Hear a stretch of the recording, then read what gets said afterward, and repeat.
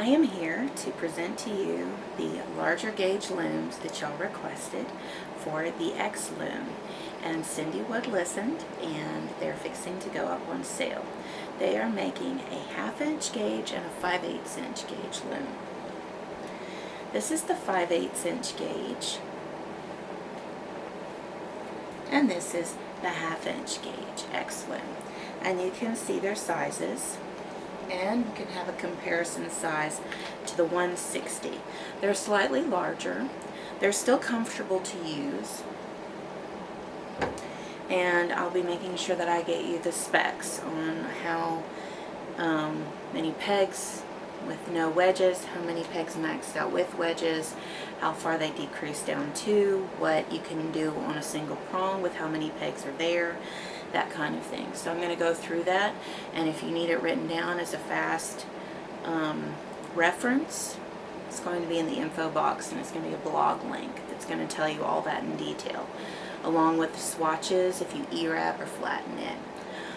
Also, I'd like for you to keep in mind that when using these two gauges, you will be working them pretty much the same as you work the 3/8 inch gauge. In fact, you can use all the same patterns. Typically, I like to provide formulas where you can go in and get your basic head circumference and your basic measurements, and you plug in your swatch count with your measurements, and you can get whatever size you want. You can make the patterns that are on 3/8 on these.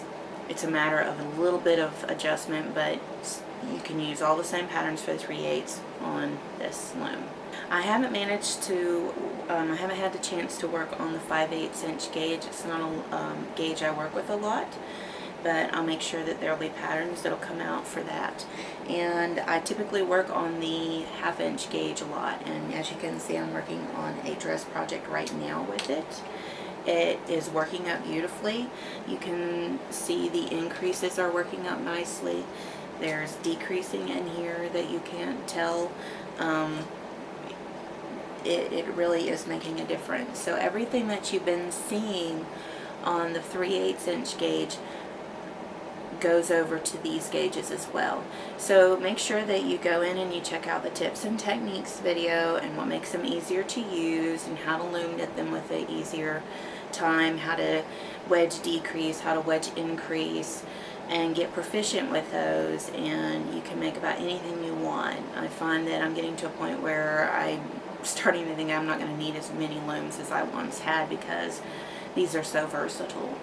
So let me see if I can get you some specs that I can tell you about on the max out and that kind of thing on these looms, okay? So I'd like to give you some specs on what your different gauges are going to offer. In the 5/8 inch gauge, you have a max out with no wedges of 108 pegs total. If you add your wedges and you max them out, you have 100 pegs total. If you want to decrease, the smallest you can decrease down to with all 4 wedges is 16 pegs. And if you want to use single prongs for different projects, you can get a max amount of pegs with your wedge of 26 pegs.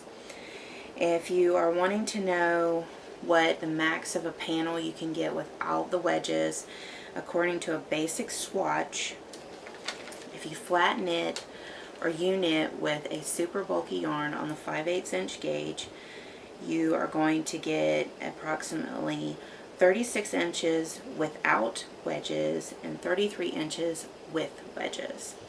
Now if you're going to E-wrap with a super bulky yarn on the 5/8 inch gauge, you're going to get 43.2 inches without wedges and 40 inches with wedges if you choose to E-wrap. Now the swatching I will include in the info box and the blog, so that you have a general idea of what you can do in general with that. So that is the 5/8 inch gauging. Next, we need to go over the 1/2 inch gauge. Alright, it has a total of 128 pegs without wedges. Then it has 112 pegs you can use with all the wedges maxed out. Now the most you can decrease down to is 24 pegs. And if you want to use a single prong, the most you have is 32 pegs on a single prong you can use with a wedge. Now on a single panel, if you are using a generally worsted weight to bulky weight yarn in flat knit or U-knit, you will get, without the wedges, 32 inches, with the wedges, 28 inches. Now if you're going to use an E-wrap with a super bulky yarn, too bulky, you're going to get 42.6 inches without wedges and 37.3 inches with wedges maxed out. That's if you E-wrap. Again, go in the info box below to see your general swatches for the different size yarns you can use. And that concludes your 1/2 inch gauge and your specs there. Now what you may notice when you start looking at the info is that your 1/2 inch gauge and your 120 specs are very similar in their sizing, but you can see that the size comparison is quite a bit different, but that their specs are very similar when you start looking at a single prong, how much it can decrease down to, that kind of thing. You'll notice that they come out very similar on that. And so there's kind of a size comparison to the smaller X Loom compared to the larger one. These two gauges are more comparative to the larger 160, and if you already have the 160, you kind of are going to get a similar sizing. Still comfortable to use. Make sure that if you're wanting to find an easier way to use the looms, make sure you check out the tips and techniques video. It shows you how to do some basics on there, casting on. These looms are not as intimidating as they look. They're basically, you take the circle and you make it into an X, and you're working the same way as if you were to work on a round loom. You're just working on an X. And trust me, it is not as intimidating as it looks.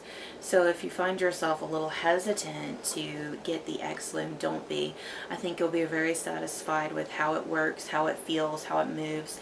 Many have said that it's easier than using an S Loom, and that it fits comfortably in the lap. I find I like to sit it between my legs, knit this much, and move it and knit that much, and I find that that works very easily. There's some that like to put them on a stand and work with them that way. You can. That all shows up and it's explained in the tips and techniques video, so don't hesitate to go over there and take a look. You can automatically translate without any number change or anything the teddy bear pattern from this loom to any of the other gauges. You're using a 48 pegs, I think, max out, and it decreases down to 24. So you can use a 1/2 inch, you can use, it's just going to make a larger teddy bear is what I'm going to tell you. It's just going to make you a large teddy bear. So you can do that. You can do the same techniques for making a skirt. You can do a lot of the same techniques, like when I eventually put out the origami sweater. It's the same concept with that. You can E-wrap it, make it even larger, but the origami sweater only works to children's sizes, and that means younger children to babies. Even if you E-wrap, you're still working in the younger children range, probably closer to 6 and below. But it still works the same. The concept works the same, and so don't hesitate to get, you can even work the beret, you can work the pointy hat, you can work all of them. All you got to do, and here's a tip, if you work on a standard size loom for your hat shape, you use that many pegs, and you can work exactly the same way as I show on my other techniques and that kind of thing. So it's no different, it's just a gauge difference, and so you can use all the X Loom patterns and they translate over pretty easily, actually. So that is Cindwood introducing the larger gauges as you requested.